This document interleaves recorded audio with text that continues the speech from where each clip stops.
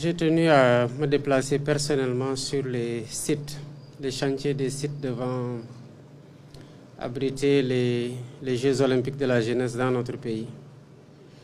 J'ai pu constater l'avancée réelle des travaux, étant entendu que j'avais toujours eu des comptes rendus réguliers faits par Madame le ministre des Sports, mais aussi à l'occasion d'entretiens réguliers ou d'audiences que j'ai pu accorder au président du Comité national olympique sportif sénégalais sur l'état d'avancement des travaux. Et j'ai voulu par moi-même constater de visu l'avancée réelle, comme je l'ai dit. J'ai vu que les ouvriers et les entreprises sont à pied d'œuvre et qu'il y a dans certains endroits matière à exprimer de la satisfaction sur le niveau d'avancement, étant entendu que je reste particulièrement exigeant sur le respect des délais, sur la qualité des infrastructures et leur durabilité. Nous devons nous atteler à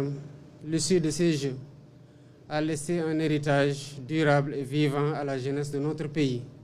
qui, comme vous le savez, est d'un dynamisme particulier et ne cesse de nous rendre fiers sur le plan des compétitions continentales ou internationales. Je tiens à ce que ces Jeux soient des Jeux de la jeunesse,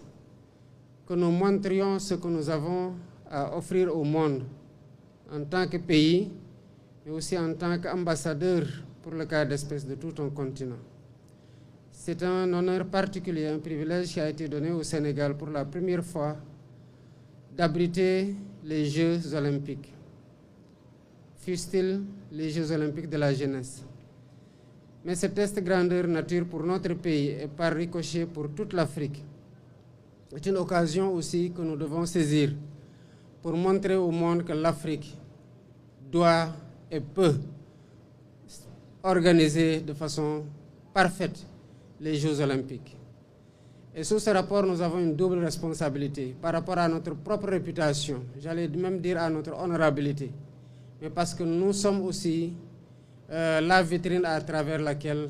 tout le continent sera jugé quant à sa capacité à organiser des événements de cette dimension. Il est important de noter que dans ce cadre, au-delà du volet sportif, nous avons des valeurs à montrer qui sont ces valeurs de solidarité, d'abnégation, d'endurance et de persévérance que notre dynamique jeunesse véhicule au quotidien par son engagement dans le cadre du développement du pays. Je tiens particulièrement à encourager le COJOJ, à encourager le CNOS, à encourager le ministère des Infrastructures, le ministère de la Jeunesse et des Sports, mais de façon plus globale, l'ensemble des ministres qui sont engagés pleinement dans l'organisation parfaite de ces Jeux à travers la supervision des travaux qui sont en train d'être faits, mais automatiquement après dans l'organisation effective